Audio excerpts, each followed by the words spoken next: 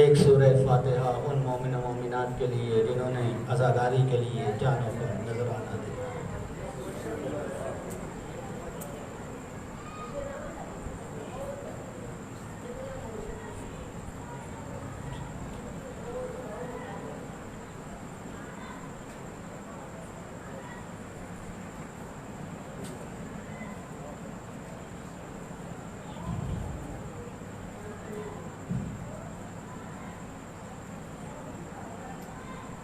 درود پڑھے محمد اور آل محمد پر۔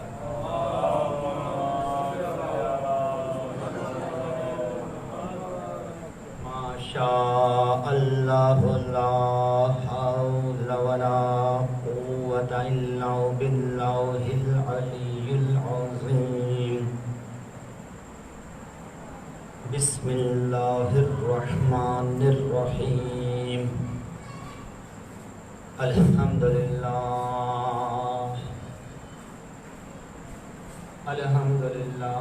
الذي جعل الشمس ضياء والقمر نورا فقدره منازل لتعلموا عدد السنين والحساب ما خلق الله ذلك إلا بالحق والصلاة والسلام والتحية والإكرام على العبد المؤيد الرسول المسدد النبي المهذب الصفي المقرب جد الحسن والحسين ونور الحرمين والصاحب قاب قوسين أو أدنى خیر خلقہ اشرف بریتہ حبیبہ عبدہ نبیہ سیدی سیدکم مولایا مولاکم ابی القاسم محمد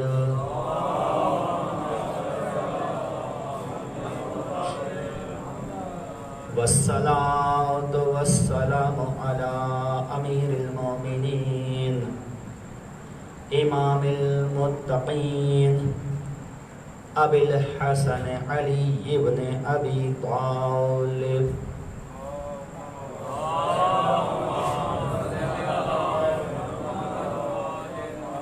وآلہ الطیبین الطاہرین المعصومین المظلومین وصلی اللہ علی جمیع الانبیاء والمرسلین والشهداء والصديقين والسلام علينا وعلى جميع عباد الله الصالحين إن الذين كفروا وماتوا وهم كفار أولئك عليهم لعنة الله والملائكة والناس أجمعين قال اللہ تبارک و تعالی فی کتابہ الکریم وهو اصدق الصادقین کنتم خیر امۃ اخرجت للناس تأمرون بالمعروف وتنہون عن المنکر۔ درود پڑھے محمد اور آل محمد۔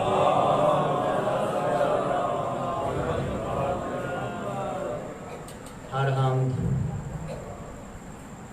اس ذات بے نیاز کے لیے جو کائنات کا خالق بھی ہے نگہبان بھی،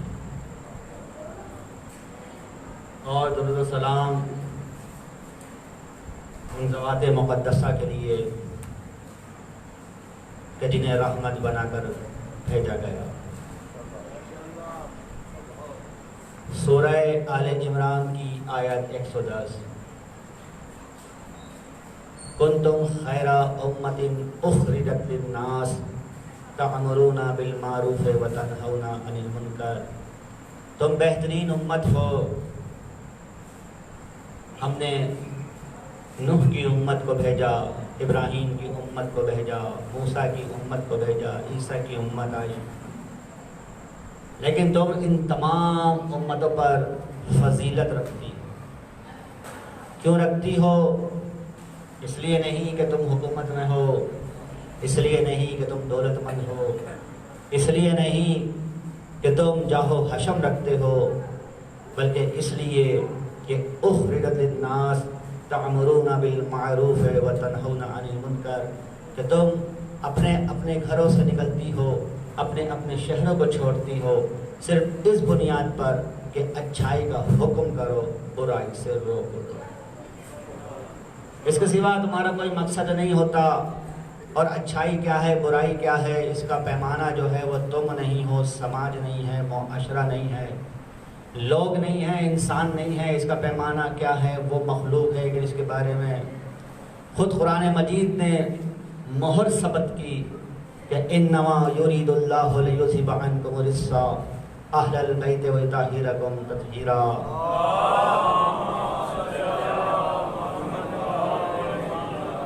اس کا پیمانہ وہ خاص الخاص مخلوق ہے کہ جسے اللہ نے ہدایت دینے کے لیے منتخب کیا۔ لہذا جب اللہ کا رسول اس دنیا سے گیا تو کہہ کر گیا انی تارک فیکم الثقلین کتاب اللہ و عطرتی اہل بیتی، میں تمہارے درمیان دو گرا قدر چیزیں چھوڑ کے جا رہا ہوں، ایک اللہ کی کتاب قرآن ہے، دوسرے میری عطرت اہل بیت ہے۔ اور کیا اچھا ہے اور کیا برا ہے، اس کا تعلق صرف حلال و حرام سے نہیں ہے، اس کا تعلق صرف اس سے نہیں ہے کہ دیکھو نماز پڑھو روزہ رکھو، نہیں، حلال اور حرام کا تعلق بھی یقیناً امر بالمعروف اور نہی عن المنکر سے ہے۔ لیکن اگر بالفرض کوئی بچہ دسمبر کے مہینے میں نہا رہا ہے بارش میں، تو اگر کوئی بزرگ یہ کہہ دے کہ بچے تم دسمبر کے مہینے میں بارش میں مت نہاؤ ورنہ بیمار پڑ جاؤ گے، تو یہ بھی اسی دائرے میں آتا ہے۔ لہذا جہاں قرآن مجید نے یہ کہا کہ نماز پڑھو روزہ رکھو، وہاں قرآن مجید نے یہی بھی کہا کہ دیکھو تم اونٹ کی خلقت پر غور کیوں نہیں کرتے۔ پھر اس بنیاد پر کہ ہمارا مقصد اچھائی اور برائی دونوں کو پہنچانا ہے، اور اچھائی اور برائی پہنچانے کا مقصد ہی یہی ہے کہ علم تم تک منتقل ہو، خواہ کسی بھی شعبے کا۔ اس لیے کہا جاتا ہے کہ اسلام مکمل ضابطۂ حیات ہے، یعنی زندگی کے ہر شعبے میں آپ کی رہنمائی کرے گا، ہر شعبے میں آپ کی مدد کرے گا، ہر شعبے میں آپ کے ساتھ تعاون کرے گا۔ اس کا شعبہ صرف حلال و حرام سے نہیں ہے، بلکہ دنیا کے تمام علوم کا تعلق کسی نہ کسی طرح اسی شعبے سے آتے ہیں۔ اس لیے میرے مولا نے کہا تھا کہ میں زمین سے زیادہ آسمانوں کے راستے جاتا ہوں۔ اس سے حلال و حرام کا تو کوئی تعلق نہیں تھا، لیکن بتانا مقصد یہ تھا کہ دیکھو علم کی دوڑ میں اپنے آپ کو پیچھے مت چھوڑو۔ اگر تم نے علم کی دوڑ میں اپنے آپ کو پیچھے چھوڑ دیا تو نقصان اٹھاؤ۔ یہی وجہ ہے کہ آج سماج کیوں نقصان اٹھاتا ہے کہ جب تک بے وقوف زندہ ہیں عقل مند بھوکا نہیں مر سکتا۔ یہی ہوتا ہے نا، بازار میں جائیے آپ، عملیات کے نام پر، تعویذ گھنٹوں کے نام پر، جادو ٹونے کے نام پر، سفلی کے نام پر، جن و بھوت اور آسیب کے نام پر ہمارے سیدھے سادے عوام کو کس طرح سے بیوقوف بنایا جاتا ہے۔ اگر انہیں شروع ہی سے بتا دیا جائے کہ دیکھو یہ حقیقت یہ ہے، تو شاید ہمارا نوجوان، ہماری خواتین، ہماری مائیں بہنیں شاید اس کے دھوکے میں نہ آئے۔ کیوں؟ کیونکہ ہم نے دراصل نہ عبادت کو سمجھا ہے اور نہ ہی ہم نے ان علوم کی طرف رجوع کیا کہ جس کی طرف ہمیں کرنا چاہیے۔ عبادت کو سمجھا نہیں گیا، جس کی وجہ سے ہم کمزور ہو گئے۔ ہم نماز بھی پڑھتے ہیں، ہم روزہ بھی رکھتے ہیں، عزاداری بھی کرتے ہیں، سب کچھ کرتے ہیں، لیکن روحانی طور پر ہم کمزور ہیں۔ اور جب انسان روحانی طور پر کمزور ہوتا ہے تو اسے اتنے امراض لاحق ہو جاتے ہیں کہ ہر شخص اس کی تشخیص نہیں کر سکتا۔ لہذا عبادت کو سمجھا جائے، عادت اور عبادت کے فرق کو سمجھ لو تاکہ میرا مفہوم واضح ہو جائے۔ عادت کیا ہے؟ صبح ہوئی 5 بجے، اب اٹھ کے اس نے وضو کیا، نماز پڑھی. بھائی کیوں پڑھی؟ عادت ہے، اگر نہیں پڑھے گا تو سر میں درد ہوگا، عجیب کیفیت ہوتی ہے. ظہر کا وقت آیا، اسے نماز پڑھ لی، عصر کا وقت آیا، نماز پڑھی. کیوں؟ بس عادت بن گئی ہے اس کی کہ اگر نہیں پڑھے گا تو ایک عجیب سی اس کی طبیعت ہو جاتی ہے. یہ کیا ہے؟ یہ عادت ہے. ذرا چائے نہیں پی تو چائے نہ پینے سے کیا ہوگا؟ نہیں جی ہم نے شام کی چائے نہیں پی، صبح کی چائے نہیں پی تو طبیعت کچھ عجیب سی ہو رہی ہے. یہ کیا چیز ہے؟ یہ عادت ہے. اچھا عبادت کیا ہے؟ عبادت یہ ہے کہ سخت سردی کا عالم ہے، دل نہیں چاہ رہا کہ میں بستر چھوڑوں، لیکن جیسے ہی صبح 4 بجے مؤذن نے کہا اللہ اکبر، اس نے بستر چھوڑ دیا. کیوں؟ کیونکہ اب یہ عادت نہیں، وہ عبادت کی طرف مائل ہے. اس لیے میرے مولا نے کہا تھا الہی میں تیری عبادت اس لیے نہیں کرتا کہ مجھے تیری جنت کا لالچ ہے، میں تیری عبادت اس لیے نہیں کرتا کہ مجھے تیری دوزخ کا خوف ہے، میں نے تو تیری عبادت صرف اس لیے کی ہے کہ تجھے عبادت کے قابل سمجھا. اس لیے میرا مولا کہتا ہے اگر تم نے جنت کے لالچ میں اس کی عبادت کی ہے تو یاد رکھنا وہ عبادت تجارت کی عبادت ہے. اگر تم نے خوف کے اس میں کی ہے عبادت تو یاد رکھنا یہ غلامانہ عبادت ہے. تمہاری عبادت میں تو وہ خلوص ہونا چاہیے، اور جب وہ خلوص ہوگا تم اندرونی طور پر اتنے مضبوط ہو گئے، اتنے مضبوط ہو گئے کہ جنات، آسیب، سفری، تعویذ تم پر کچھ نہیں کر پائے گا. عبادت رکھو، اسے عادت نہ بناؤ. نہیں میں یہاں ایک جملہ اور کہتا چلو. بھائی عادت لکھنا آتا ہے نا سب کو؟ عادت کیسے لکھتے ہیں؟ ہے نا؟ عین الف ڈالتے. اب میں ایک جملہ کہہ دوں، کاش سمجھا سکوں اپنے نوجوانوں کو یہ جملہ، اس کی چاشنی سمجھا سکوں. یاد رکھنا عادت اور عبادت میں لفظ بے کا فرق ہے. اگر عادت میں بے کا نقطہ لگا دیا تو عبادت ہے، اور اگر عبادت سے بے کا نقطہ ہٹا دیا تو عادت ہے. اب سمجھ میں آیا؟ وہ انا نقطہ تو تحت البا.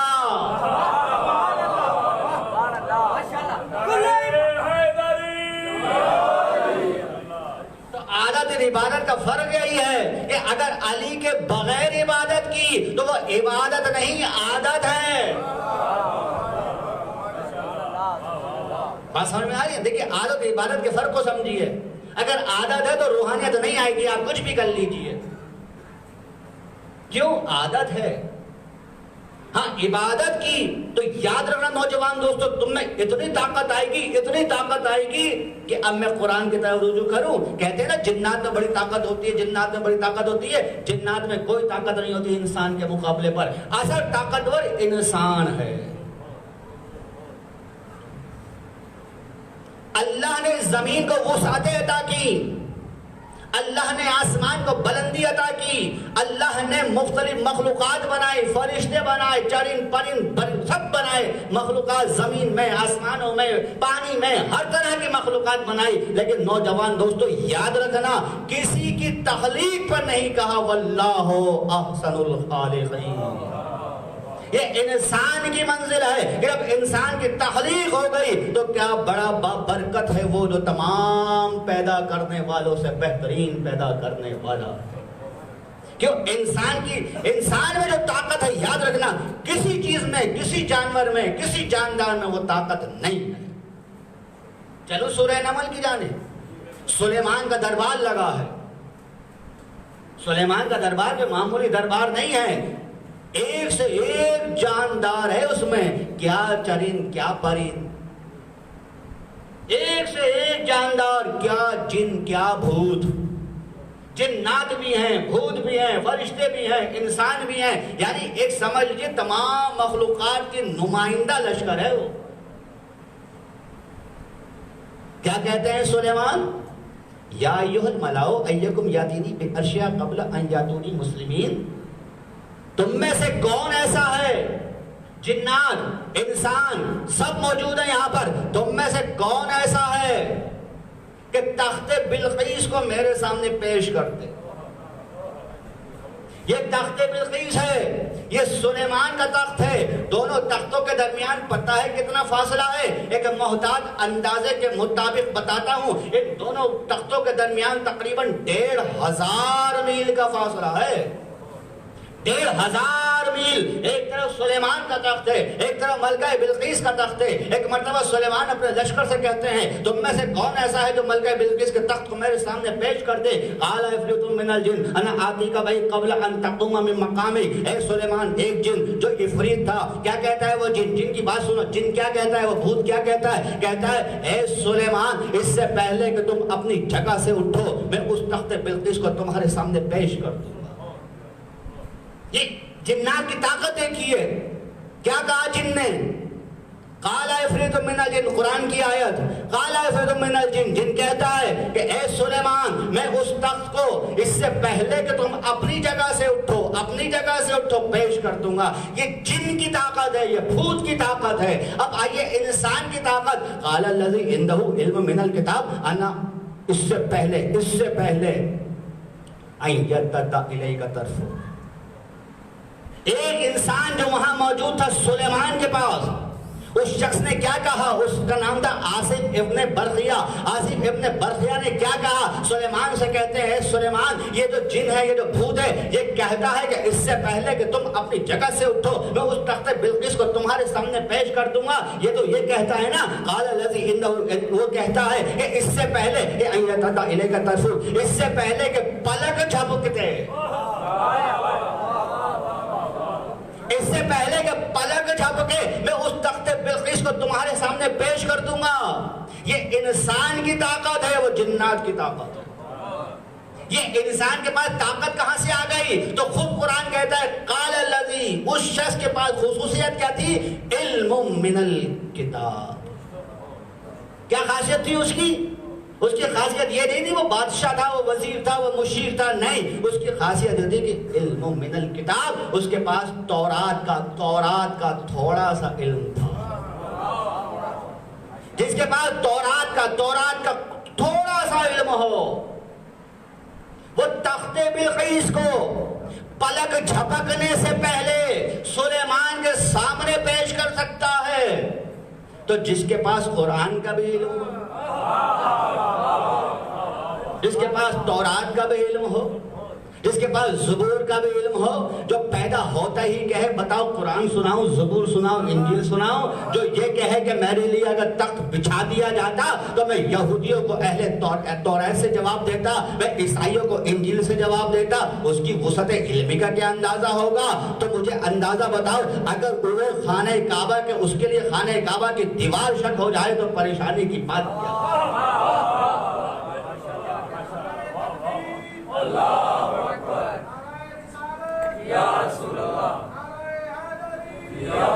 کیوں؟ علم من الکتاب، وہ جو شخص تھا نا آصف ابن برقیہ، تورات کا تھوڑا سا علم تھا اس کے پاس، تھوڑا سا، لیکن کتنی طاقت ہے اس کے پاس، اتنی طاقت کہ سلیمان سے کہتا ہے ان یرتد الیک طرفہ، اس سے پہلے کہ پلک جھپکے میں اس کو سامنے پیش کرتا ہوں۔ فلما رأوا مستقرا، ابھی اتنا کہنا ہی تھا کہ سلیمان نے سامنے تخت بلقیس کو پایا۔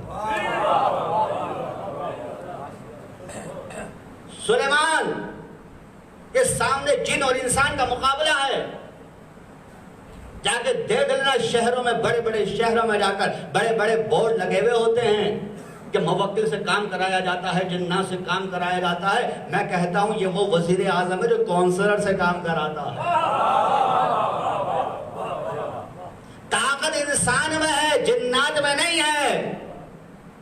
ہاں خود کمزور ہے، وہ کہتا ہے موکل سے جنات سے کام کراؤں گا، اس کا مطلب کیا ہوا؟ واقف ہی نہیں ہے۔ قرآن نے تو کہا ہے کہ تو انسان ہے، تجھ میں علم ہے، تیرے پاس تورات زبور انجیل کا اگر علم ہو جائے، تھوڑا سا بھی تورات کا علم ہو، تجھ میں اتنی طاقت آ سکتی ہے۔ دیکھیے کہ پلک جھپکنے سے پہلے یہ ہزاروں میل کا فاصلہ،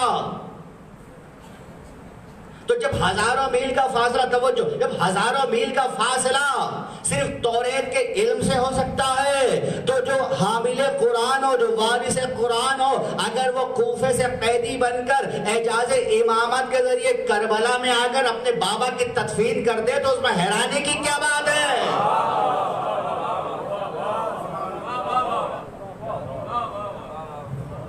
پریشانی کی بات کیا ہے؟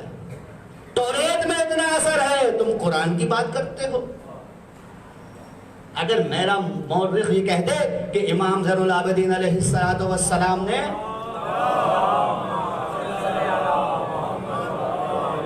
اپنے بابا کا لاشا، حسین ابن علی کا لاشا کربلا میں اعجاز امامت کوفے سے تشریف لا کر دفنایا تھا، چونکہ شیعہ عقیدہ یہی ہے کہ معصوم کو معصوم ہی دفناتا ہے، اس شیعہ عقائد میں شامل ہے، معصوم کو غیر معصوم نہیں دفناتا۔ تو اب یہ سوال کرتے ہیں نا کہ بتاؤ حسین کا جنازہ کس نے دفنایا؟ تو قرآن نے پہلے ہی دن کہہ دیا تھا، شک نہیں کرنا۔ توریت کی طاقت دیکھ لو، قرآن کی طاقت کا تو تمہیں علم ہی نہیں ہے۔ اگر تمہارے پاس قرآن کی طاقت، کتنا بہادر ہوں گے تم، کتنے بہادر ہوں گے تم، کیا جنات، کیا بھوت۔ ہمارا مسئلہ کیا ہے؟ ہم لوگ نہ عبادت کو سمجھتے ہیں، نہ کسی چیز کو سمجھتے ہیں۔ ہم لوگ مقدار پر یقین رکھتے ہیں، معیار پر نہیں رکھتے۔ کہا جاتا ہے آج اتنے حاجی حج پر تھے، اتنے لوگ فلاں جگہ تھے، اتنے، یہ پیمانہ نہیں ہے۔ پیمانہ کیا ہے سنو گے؟ خالد کابلی بڑا صحابی ہے، اس سے بڑا صحابی ابو بصیر ہے۔ ابو بصیر پتہ ہے کیا کہتے ہیں؟ کہتے ہیں کہ ایک بار ابو خالد کابلی مجھ سے کہتا ہے کہ اے ابو بصیر، تجھے پتا ہے میں ایک دفعہ امام جعفر صادق علیہ السلام کے ساتھ تھا،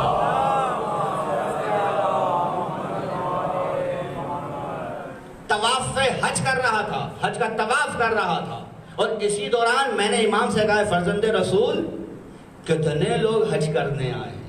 مقدار پہ بات کر رہا تھا وہ، مقدار، لاکھوں لوگ حج کرنے آئے ہیں۔ میرے امام نے کہا تو کیا سمجھتا ہے یہ سارے حاجی ہیں؟ دیکھنا چاہے گا اس میں کتنے حاجی ہیں، کتنے اہل ایمان ہیں؟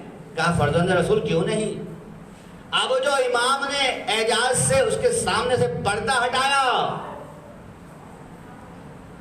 مومن تو دور کی بات ہے، وہ انسان بھی نہیں تھے۔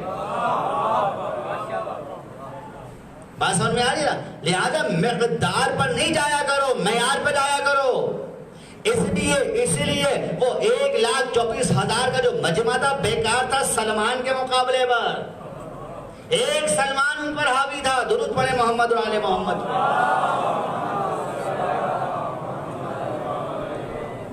معیار دیکھا آپ نے؟ معیار دیکھی ہمیشہ، مقدار نہیں دیکھی۔ 100 گدھوں کو پڑھانے سے اچھا ہے کہ انسان کو پڑھایا جائے۔ صحیح ہے نا؟ مقدار نہیں، معیار۔ کبھی اس پہ مت جانا کہ فلاں کا یہ، فلاں کی تعداد پیمانہ نہ کل تھی نہ آج ہے۔ قرآن کا حکم سنو گے، لَقَدْ ذَرَأْنَا لِجَهَنَّمَ كَثِيرًا مِنَ الْجِنِّ وَالْإِنسِ، ہم نے جنات اور انسان کی کثرت تو جہنم کے لیے پیدا کیا ہے۔ جنت چھوٹی سی ہے، جہنم وسیع ہے۔ جہنمیوں کی تعداد اتنی ہے تم تصور نہیں کر سکتے۔ جنتیوں کی تعداد تم گننے پر آؤ تو گن لو گے باس آئے۔ کیوں؟ معیار اہم ہے، مقدار نہیں ہے۔ درود پڑھے محمد اور آل محمد پہ۔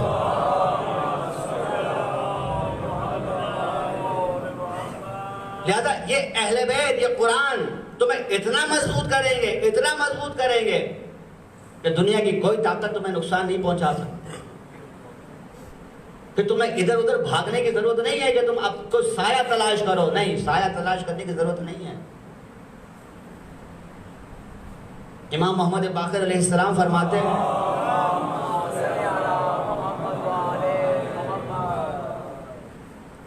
کہ میں نے اپنے والد سے سنا ہے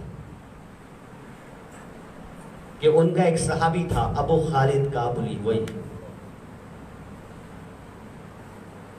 وہ اپنے گھر جانا چاہتا تھا. اس نے امام سے کہا کہ میں اپنے گھر جانا چاہتا ہوں. امام نے کہا ابھی رک جا. شام سے ایک تاجر آ رہا ہے. بہار الانوار میں باقر مجلسی نے اس روایت کو نقل کیا، میں وہیں سے پڑھ رہا ہوں. شام سے ایک تاجر آ رہا ہے، اس کی بیٹی پر جن آتا ہے اور اس نے طرح طرح کے علاج کرائے، بہت روپیہ پیسہ خرچ کرا لیا، لیکن اسے افاقہ نہیں ہوا. بہت امیر ہے، بہت امیر ہے. تو رک جا، اسے آنے دے، اس کا علاج کرنا، پھر چلے جانا. وہ شامی تاجر جو ہے مدینے آیا اور اپنی بیٹی کے علاج کے لیے اس نے ادھر ادھر رجوع کیا. امام کی جانب رجوع کیا. امام نے کہا ٹھیک ہے ٹھیک ہے، تیری بیٹی کا علاج ہو جائے گا، مگر 10,000 درہم دینے پڑیں گے تجھے. اس نے کہا میں دینے کو تیار ہوں. اس کی نیت ہی خراب تھی، بے ایمان تاجر تھا. اس نے کہا میں دینے کو تیار ہوں، 10,000 درہم دے دوں گا. امام نے کہا اے ابو خالد کابلی، جاؤ اس کا علاج کر. سنیے گا، وہ آیا، پوچھا وہ کہاں ہے بیٹی تیری؟ اس نے کہا یہ بیٹی ہے. اس نے کہا اچھا. وہ بیٹی کے کان کے قریب گیا اور جا کے قریب کہتا ہے امام زین العابدین حکم دیتے ہیں تو چلا جائے یہاں سے.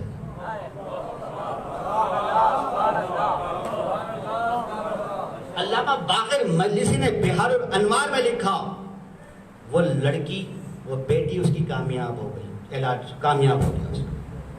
اب جب علاج کامیاب ہوا تو جو تاجر تھا نا، اس کی نیت میں فتور آ گیا. اس نے کہا میں تو نہیں دیتا 10,000 درہم.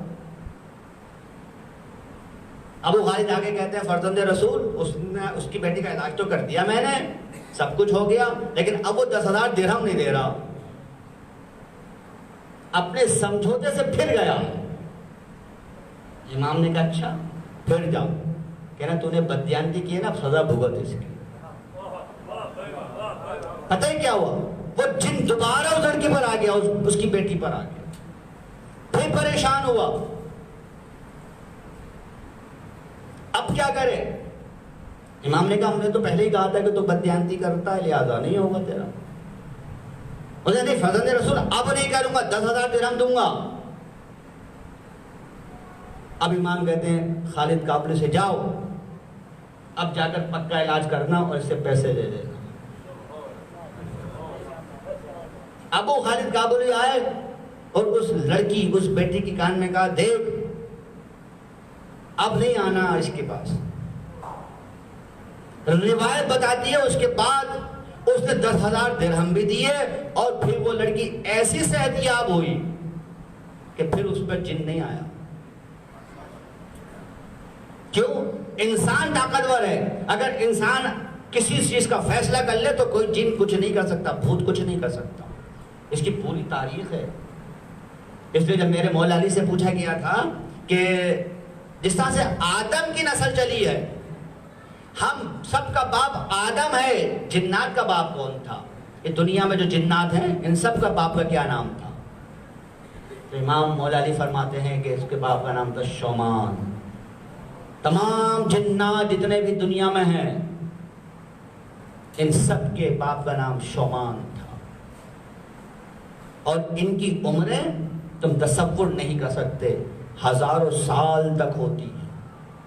انسان کتنے سال میں مر جاتا ہے؟ 70-80 سال، 90 سال، 100 سال بس. جنات کی عمریں ہزاروں نہیں لاکھوں سال تک ہوتی ہیں. آپ دیکھیے، اور ایک انسان پیدا ہوتا ہے تو 9 جن پیدا ہوتے ہیں. آپ کا پتہ نہیں. اب ایک دیکھیے، ایک جن کے ایک انسان کا 9 جن پیدا ہوتے ہیں، 9. اور ایک تو یہ کہ شرح پیدائش زیادہ ہے، اور دوسری چیز یہ ہے کہ اموات، شرح اموات کم ہے. نتیجہ کیا نکلا؟ اس لیے کہتے ہیں کہ جب تم احتیاط کیا کرو، جب تمہیں کوئی شک ہو جائے کہ یہاں جنات کے بچے تو نہیں کھیل رہے، وہ نظر نہیں آتے، لیکن جب چاہے یاد رکھنا نوجوان دوستو، جب چاہے جن جس کی شکل چاہے اپنا سکتا ہے سوائے معصوم کے۔ اس لیے کہا کہ شیطان کون ہے؟ جن ہی تو ہے، شیطان جن ہے، جن آگ سے بنے ہیں، اور یہ جس کی چاہے شکل اپنا سکتے ہیں سوائے معصوم کے۔ معصوم کی شکل میں جن نہیں آ سکتا، لیکن معصوم کے علاوہ جس شکل میں چاہے جن آ جائے۔ آپ بھی دیکھیے، ہو سکتا ہے سانپ کی شکل میں آ جائے، چھپکلی کی شکل میں آ جائے، بلی کی شکل میں۔ کہتے ہیں لکھنے والے کہ بلی واحد جانور ہے جو جنات اور انسان دونوں کے ہاں پالی جاتی ہے۔ آپ دیکھیے، اور جنات کے بارے میں آسان سا کچھ پڑھنے کی ضرورت ہوتی ہے۔ ہمارے کیا ہوتا ہے، وظیفے بتا دیے جاتے ہیں، وظیفوں سے گھر تباہ ہوتے ہیں، پڑھنے کی کوئی ضرورت نہیں ہے۔ جب اللہ کے رسول سے پوچھا گیا یا رسول اللہ جنات آتے ہیں کیا، اس کا ایک آسان سا نسخہ بتا دیتا ہوں، گھر میں بکریاں پال لو، اس طرح سے جانور پال لو، تمہارے گھر میں داخل نہیں ہو پائیں گے۔ جب گھر میں داخل ہوں گے تو وہ ان میں لگ جائیں گے۔ تو کسی نے کہا یا رسول اللہ تو بہت مہنگا ہے، میرا گھر چھوٹا سا بھی ہے، میں خرید بھی نہیں سکتا۔ تو دیکھیں کتنا آسان نسخہ دیا اللہ کے رسول نے کہ اگر تم یہ چاہتے ہو تمہارے گھر میں جن نہ آئے، بھوت نہ آئے، دیکھیے پڑھنے پڑھانے کا چھوڑ دیجئے، آسان سا نسخہ اللہ کے رسول نے دیا کہ اگر تم یہ چاہتے ہو تمہارے گھر میں جنات نہ آئے تو تم اپنے گھر میں لا کر ادرج رکھ لو۔ اب یہ ادرج کیا ہے؟ ادرج سمجھتے ہو کیا ہے؟ اسے اردو میں کہتے ہیں چکوترا، گرے فروٹ، پتہ نہیں پنجابی میں کیا کہتے ہیں۔ چکوترا اتنا بڑا گول سا لیمبو کی شکل کا اتنا بڑا ہوتا ہے، اندر سے گلابی ہوتا ہے۔ چکوترا، گرے فروٹ، اگر وہ تمہارے گھر میں ہوگا تو جن اس گھر میں داخل نہیں ہوگا۔ آپ دیکھیے خدا نے کتنی چیزیں رکھی ہیں، جسمانی علاج ہو یا روحانی علاج ہو، ان دونوں کا تعلق ان چیزوں سے ہے جو زمین سے اگتی ہیں۔ نباتات، علم طب، میڈیکل سائنس، حکیم کہاں سے علاج کرتا ہے؟ یہ جڑی بوٹیوں سے تو کرتا ہے۔ وہ روحانی علاج بھی انہیں سے ہے۔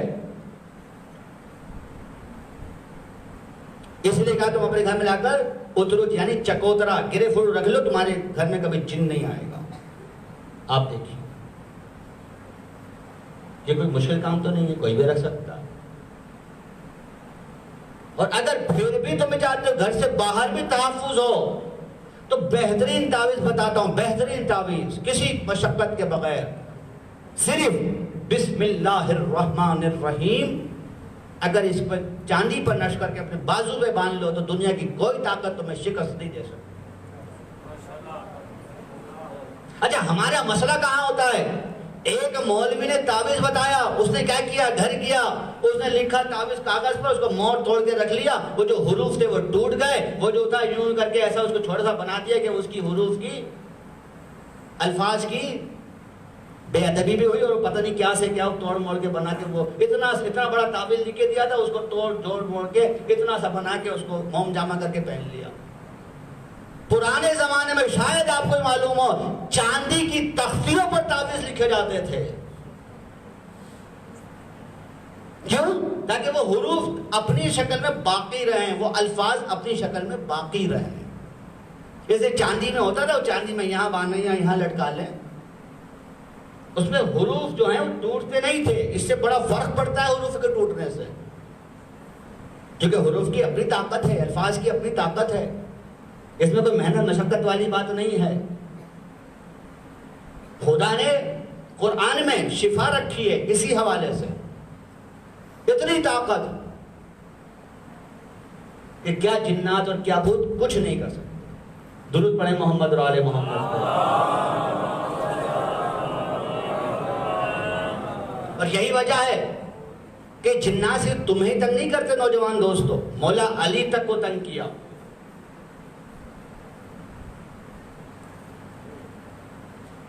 رسول اللہ، ایک وادی تھی قصیب ارزق، ایک وادی تھی عرب میں قصیب ارزق۔ رسول اللہ اپنے لشکر کے ساتھ وہاں سے گزر رہے تھے اصحاب کے ساتھ، صحابہ نے کہا یا رسول اللہ یہاں ایک کنواں ہے، اس کنویں میں جنات رہتے ہیں، اور سلیمان نے بھی، دیکھیں سلیمان نے بھی کوشش کی تھی کہ ان پر قابو پایا جائے، لیکن سلیمان بھی ان پر قابو نہیں پا سکے۔ یہ ہر آنے جانے والے کو تنگ کرتے ہیں، شریر ہیں۔ اللہ کے رسول نے کہا اچھا، اللہ کے رسول نے کہا جاؤ صحابہ میں بھیجا ایک لشکر کو، جاؤ اور جا کر ان کا مقابلہ کرو۔ صحابہ گئے اور وہی حسب عادت آگ کے واپس آ گئے۔ اب آئے نہیں یا رسول اللہ ہمارے بس کی بات نہیں، کتنے صحابہ قتل ہو گئے اسی میں، جنات نے ایک کیا ہوا، ظاہر بات ہے ان کے بس کی کہاں۔ پھر کیا ہوا؟ اب کہا علی تمہیں علم دے رہا ہوں، اب جاؤ مقابلہ کرو۔ اس کو تاریخ میں کہتے ہیں بیر العلم۔ اگر کبھی تاریخ اسلام میں واقعے کو تلاش کرنا ہو تو بیر العلم سے تلاش کرنا۔ علم مانے جھنڈا جسے آپ کہتے ہیں علم، اور بیر کہتے ہیں عربی میں کنویں کو۔ بیر العلم یہ جنگ مشہور جنگ ہے، بیر العلم۔ پھر مولا علی کو بھیجا جاؤ اس وادی کسیب ارزق کی جو وادی ہے جنات سے پاک کرو اس کو۔ جنات تو شریر تھے۔ مولا علی گئے، مقابلہ کر رہے ہیں مولا علی سے، ہزاروں جنات کنویں کے۔ مولا علی نے رسہ ڈالا کنویں کے اندر، مولا علی کنویں کے اندر چلے گئے، اندر ہزاروں جنات ہیں، ہزاروں۔ بہت دیر تک مولا باہر نہیں نکلے۔ آپ کو پتہ ہے نا باہر والوں کو تو موقع چاہیے۔ انہوں نے کہا آج کام ہو گیا، آج علی کا بھی کام ہو گیا۔ بہت دیر تک انتظار کرتے رہے، کچھ نہیں ہوا، کچھ نہیں۔ تھوڑی ہی لمحے بعد دیکھا کہ علی اکیلے نہیں آ رہے، 20,000 جنات کو مار کر 25,000 کو قیدی بنا کر لا۔ دیکھیے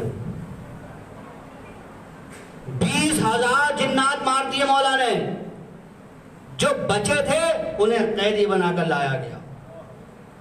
بیر العلم یاد رکھیں، تاریخ میں یہ موجود ہے، تاریخ میں بیر العلم۔ اس لیے میں کہا کرتا ہوں نا کہ یہ بے جو ہے نا مولا کو بڑا راس آ گیا تھا۔ آپ دیکھ لیجئے، اگر زوجہ ہے تو بطول، آخری کام جو اللہ کے رسول نے علی کے لیے کیا بیعت، غدیر خم بھول کے بیعت۔ اور بیر العلم دیکھیے کیا کتنے 20,000 جنات کو واسطے جہنم کر دیا، ہزاروں کو قیدی بنا کر لائے رسول اللہ کے پاس۔ یہ سب کا تعارف ہوا، یہ کون ہے؟ یہ جنات کا سردار ہے۔ کیا نام ہے اس کا؟ سنیے گا کیا نام ہے اس کا؟ زعفر نام ہے اس کا، زعفر، زے عین فے رے، زے عین فے رے، زعفر، زعفر نام ہے اس کا۔ اللہ کے رسول نے اس کی طرف دیکھا، مولا علی نے اس کی طرف دیکھا، اس زعفر نے مولا کے سامنے سر کو جھکا دیا، کہا آقا آج کے بعد سے میں آپ کا مرید، آج کے بعد سے میں آپ کا شیدائی۔ اور وہ وقت اور کربلا تک آپ تاریخ اٹھا کے دیکھ لیجیے، زعفر کبھی اہل بیت سے منحرف نہیں ہوا۔ 10 محرم سن 61 ہجری کو، 10 محرم سن 61 ہجری کو زعفر کی شادی تھی، وادی قصیب ارزق میں شادی تھی اس کی، بیر العلم میں بڑا جشن ہو رہا ہے، زعفر کی شادی ہے، جشن ہو رہا ہے۔ ایک بار بس میں نے مجلس تمام کی، ایک بار اس نے دیکھا کہ 2 جن رو رہے ہیں۔ پوچھا کیوں رو رہے ہو؟ یہ تو خوشی کا موقع ہے، میری شادی ہے، تم رو رہے ہو؟ کہا ہاں، ہم ایسی سرزمین سے آئے ہیں جہاں بڑی خونریزی ہو رہی ہے۔ کہاں سے آئے ہو؟ کہا کربلا سے آ رہے ہیں۔ کیا ہوا کربلا میں؟ کہا آپ کو نہیں پتا؟ کہا نہیں مجھے نہیں معلوم سب کربلا میں کیا ہو رہا ہے۔ کہا علی کا فرزند حسین نرغہ آدم میں گر چکا ہے. ادھر جعفر نے سنا وہ جن ہے، اس کے باوجود اس نے کیا کیا؟ جعفر نے شادی کی تمام رسومات ختم کی، فوراً کربلا پہنچا حسین کے پاس. کہتا ہے فرزند رسول مجھے معاف کر دینا، مجھے یاد نہیں رہا تھا، میں بھول گیا تھا، مجھے حکم دیجئے ابھی جا کر اس لشکر کو تباہ کر. امام نے کہا نہیں جعفر، ہم بشری تقاضوں کے تحت لڑ رہے ہیں، الہی قوت سے نہیں لڑ رہے، ورنہ کتنے فرشتے تجھ سے پہلے آ چکے ہیں. آپ دیکھیں جعفر سے کہا جعفر واپس چلے جاؤ اپنے لشکر کو لے کر، ہمیں تمہارے لشکر کی ضرورت نہیں ہے، تمہارا شکریہ کہ تم نے اپنی شادی کے موقع پر ہم کو نہیں بھولا، ہمیں یاد رکھا اور اپنی شادی کی رسومات چھوڑ کر ہمارے پاس آئے. جاؤ جعفر. اور آپ کو پتہ ہے جعفر کا انتقال ہوا کیسے پھر؟ مجلس کے اندر جعفر پہنچے، دیکھا ایک ذاکر ہے، وہ مجلس تو پڑھ رہا ہے مگر عجیب مسائل پڑھ رہا ہے. جعفر سے رہا نہیں گیا.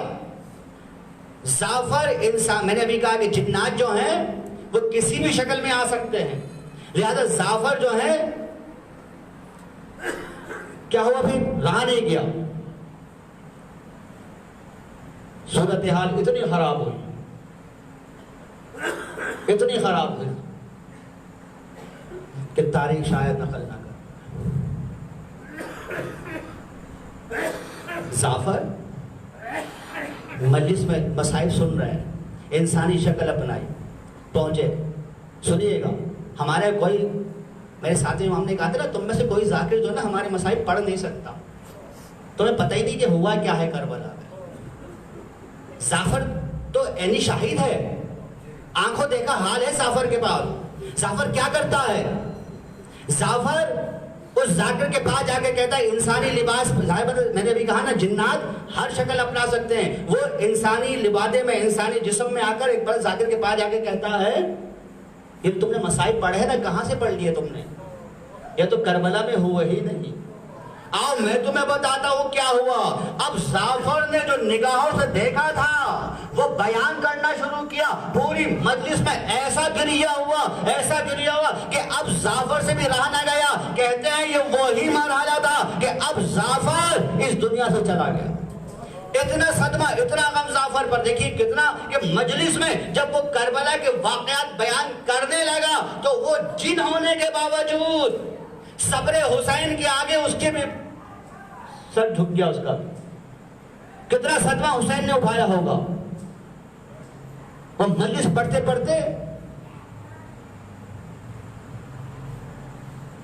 اور پھر ایران میں اور دنیا کے اس میں آیت اللہ بروجردی اس وقت تھے ایران کے ہمارے عالم قوم میں. آیت اللہ بروجردی وغیرہ کے زمانے میں مجالس ہوئی بھی جعفر کی، اصال ثواب کی. اور پھر ان کا بیٹا سافر اس وقت ان کا جانشین ہے. جنات کا جو سردار ہے، شیعہ جنات کا جو سردار ہے سافر، سین عین فیر سافر.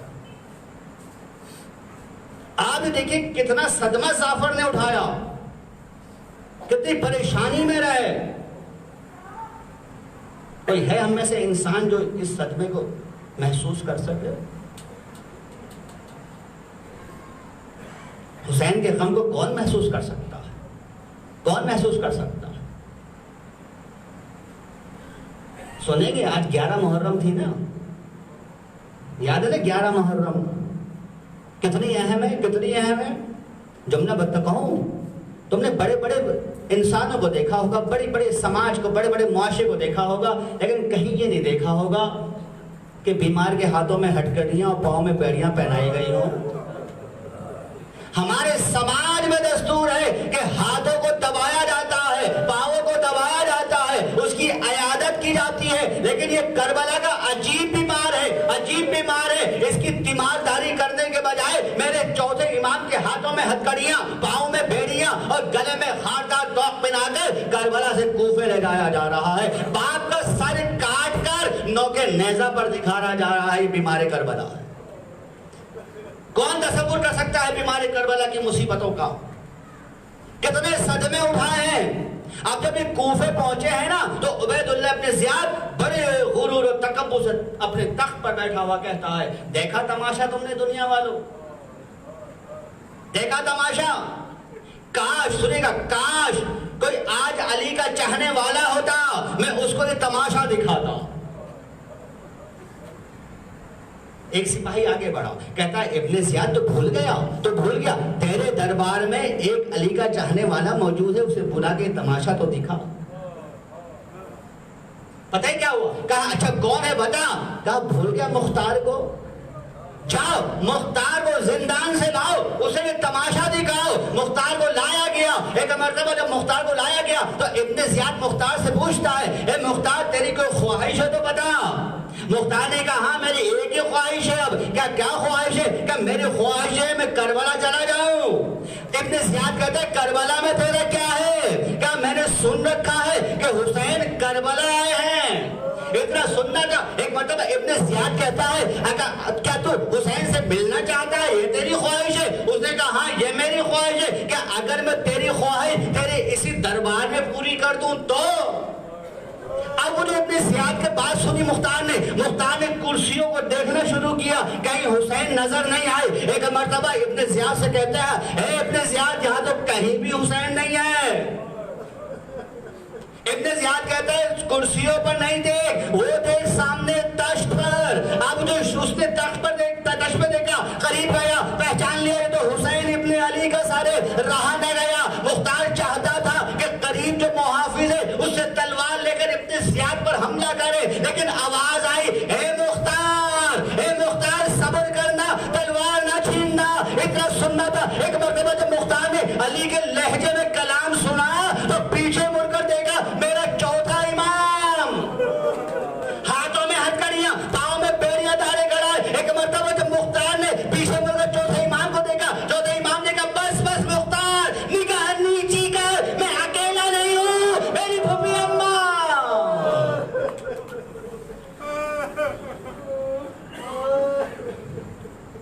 بار الہ بحق محمد وآل محمد، ہماری اس مجلس کو قبول فرما بحق محمد وآل محمد۔ دنیا میں جہاں کہیں بھی مومن مومنات مسلم مسلمات رہتے ہیں ان کی عزت و آبرو کی حفاظت فرما۔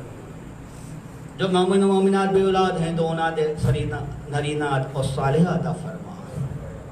الہی جو صاحب اولاد ہیں ان کی اولاد کو اطاعت گزار بنا، ہم سب کو تعلیمات اسلام پڑھنے سمجھنے اور اس پر عمل کرنے کی توفیق عطا فرما۔ سبحان ربک۔